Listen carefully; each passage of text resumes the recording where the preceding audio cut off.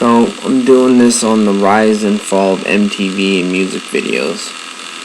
So for a good part of my childhood, I was influenced by MTV, some VH1 music videos.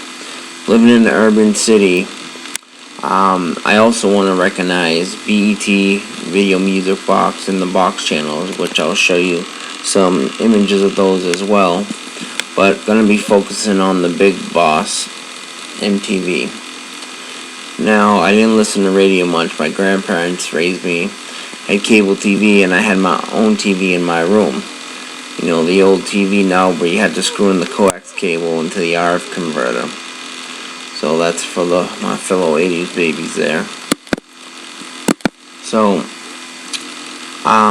once the 80s were going, I was watching, Headbangers Ball, heavy metal, 120 minutes. So that was actually the logo they used back in 1981. They were actually using footage from actual astronauts when they went up in the 1980s. They actually pulled it in 86 because of the Challenger disaster. So here's one of the first VJs, Mark Goodman. Let's take a look at the opening in the first video. 6, 5, 4. We've gone for main engine start. We have main engine start.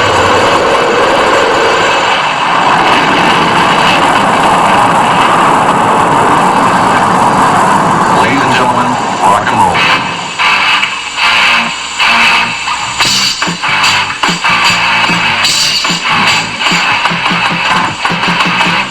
This is it. Welcome to MTV Music Television, the world's first 24-hour stereo video music channel.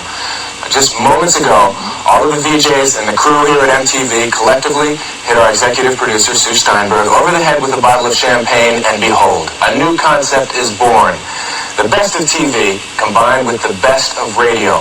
Now, starting right now, you'll never look at music the same way again. We'll be right back to introduce the other VJs and the other folks who are going to be with us on MTV. I'm Alan Hunter.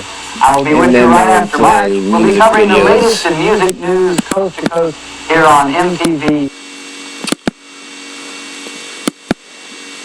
So they started playing AOR album-oriented rock in the early 80s.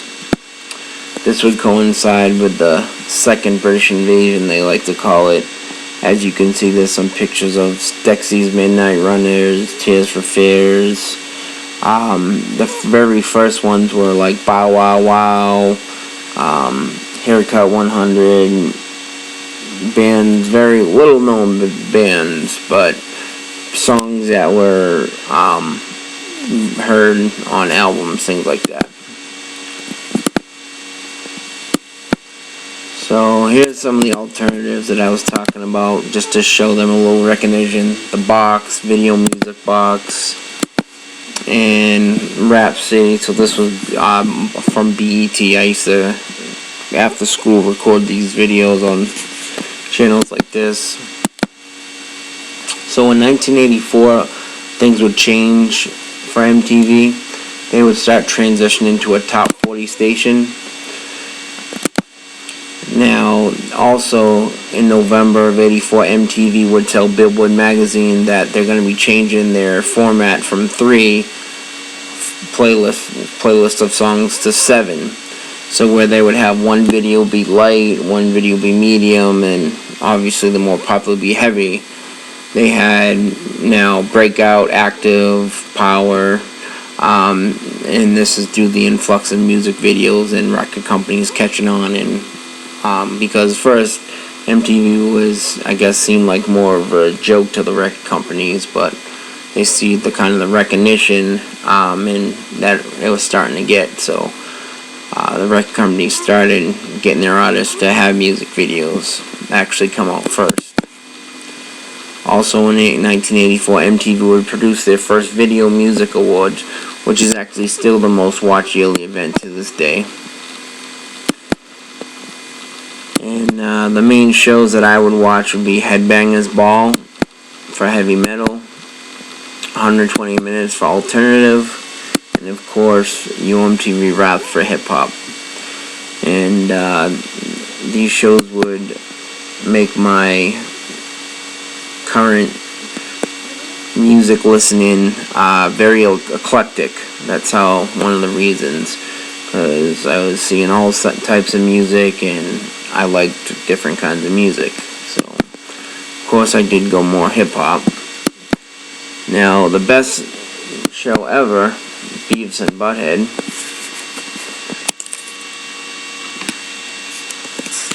I actually have a video here. I don't know why this is messing up down here, but I thought this would be funny to show. What up? This is Dr. Trey. Yeah. Sorry. Dropping plates on your ass, biatch. Yeah. The DRE out on a robbing spree. A straight G. Yeah, I mean, you don't do that very good, but like that. The DRE, a straight G. Okay, so I used to love this show. And then in the 90s to the 2000s, Reality Bites, you had 90s showing more and more shows. The Real World being one of the first shows would set off the trend. 1997, you'd have Total Request Live, which would be a top 10 countdown of pop, rock, and hip hop, which was hosted till 2003 by Carson Daly. However, from 95 to 2000, MTV would play a third less music videos than ever before.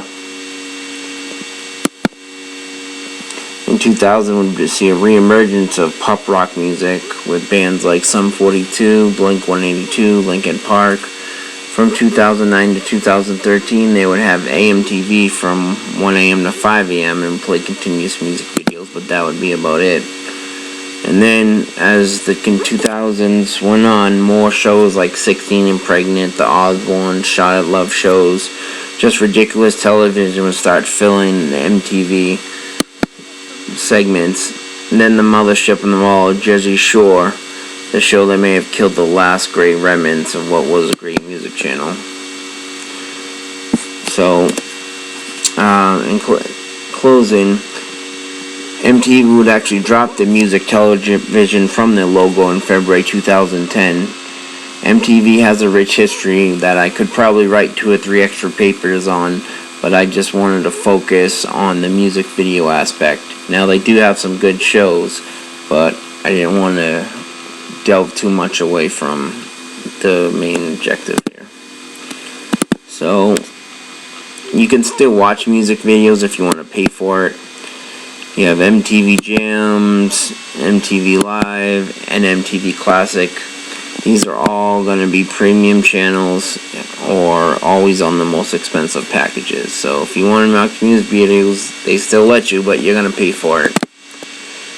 And then, just to end things out, thanks for listening. Here's a Class and Docking video for you to listen to remember better times.